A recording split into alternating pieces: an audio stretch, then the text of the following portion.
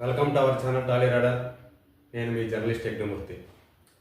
అఖండ 2 cinema సంబంధించి ఒక update వచ్చింది. అది జనని పాత్రలో హర్షాలి మల్హోత్రా నటిస్తోంది అని చెప్పేసి మేకర్స్ ఆ అమ్మాయి లుక్ని రివీల్ చేశారు. సో అందరూ కూడా చాలా ఆశ్చర్యపోయారు. ఎందుకంటే హర్షాలి ఇప్పుడు పెద్దదైంది.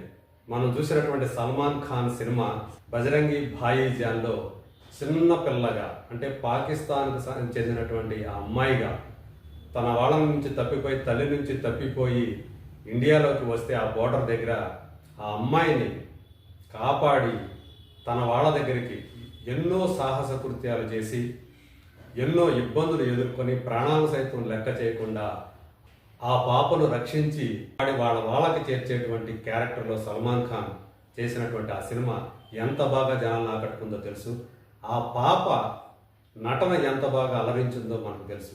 మరి ఆ చిన్న పాప ఇప్పుడు యుక్త వయసుకు వచ్చి జనని పాత్రలో మన ముందుకు రాబోతోంది అఖండ 2లో. సో జనని ఎవరు చాలామంది గుర్తుండే ఉంటుంది. బాలకృష్ణ చేసినటువంటి ద్విపాత్రాభినయంలో మురళీకృష్ణ పాత్ర ఒకటి, ఒక ఊరి మోతుబరి రైతుగా అతను కనిపిస్తాడు. సో ఆయనకు ప్రజ్ఞా జైస్వాల్, సో ఆమె కలెక్టర్. సో వీళ్ళకి పుట్టిన పాపే జనని. ఆ పాపని రక్షించడం కోసం, అలాగే ధర్మాన్ని రక్షించడం కోసం అఖండ రావటం మనం అఖండ సినిమాలో చూసాం. మరి ఇప్పుడు జననిగా హర్షాలి మల్హోత్రాని తీసుకోవటంతో ఆ పాప ఇప్పుడు పెద్దదైంది అనమాట. అంటే జనని పెద్దదైంది, యవ్వనంలోకి వచ్చింది. సో ఆ యవ్వనంలోకి వచ్చినటువంటి జననికి మళ్ళీ ఒక సమస్య వచ్చింది. ఆ సమస్యని పరిష్కరించడం కోసం, ఆమెను కాపాడటం కోసమే మళ్ళీ అఖండ వస్తాడు అని చెప్పేసి మనకు అర్థమవుతుంది. అంటే ఇది జనని చెప్తున్న కథగా మనకు తెలుస్తుంది. ఎప్పుడైతే జనని పాత్రలో హర్షాలి వచ్చిందని తెలిసిందో, అంటే జనని పెద్దదైందని మనకు అర్థమవుతూ ఉంది. వీళ్ళందరూ కూడా నడి వయసుకు వచ్చేసారు. మురళీకృష్ణ కానీ, ఆయన భార్య కానీ.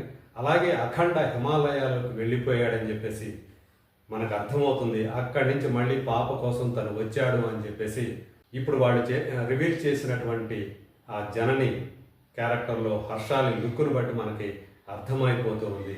సో మనకు ఆల్రెడీ ఈ మధ్య ఒక గ్లిమ్స్ రిలీజ్ చేశారు అఖండ పాత్రకు సంబంధించి.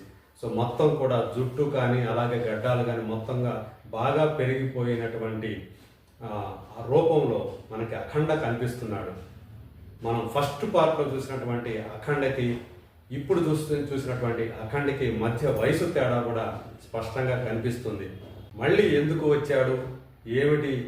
యాక్చువల్గా అయితే ఇది అఖండకి ప్రీక్వెల్ లాంటిది ఈ కథ అని చెప్పేసి చాలామంది అనుకున్నారు. కానీ ఇది కరెక్ట్గా పర్ఫెక్ట్ సీక్వెలే అఖండకి అని చెప్పేసి మనకి ఇప్పుడు అర్థమైపోయింది ఈ జనని పాత్ర రివీల్ చేయటం వల్ల. సెప్టెంబర్ 25న రాబోతున్నటువంటి అఖండ 2లో ఈ జనని పాత్ర సినిమా కథని నడిపిస్తుంది. ఆ జనని కోసమే మళ్ళీ అఖండ వస్తాడు. సో శత్రువుల్ని, అంటే దుర్మార్గుల్ని, దుష్టుల్ని అంతమొందించి ధర్మాన్ని మళ్ళీ కాపాడుతాడు అని చెప్పేసి మనకి అర్థమైపోతుంది.